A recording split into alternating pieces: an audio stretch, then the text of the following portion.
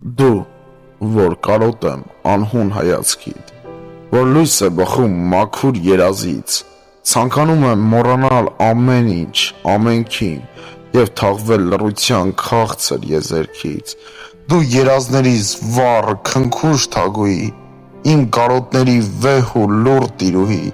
սրտիս մեջ կայծ է, անբիծ, անմարհուր, որ սերն է պահում իր խոնարհ բառով, սիրտս մի տեսակ պապագ է սիրում, հոգիս սավառնում կարոտած շնչիդ, և երբ սպասմանն ու ծովում մոլորվեմ, քո ներկայության շողը կորոնեմ, թե քեզ հանդիպեմ ճակատագրում ես, կդառնամ լույսը քո կյանքի ճանապարհի, կվերցնեմ վերքը, ցավդ իմ վրա,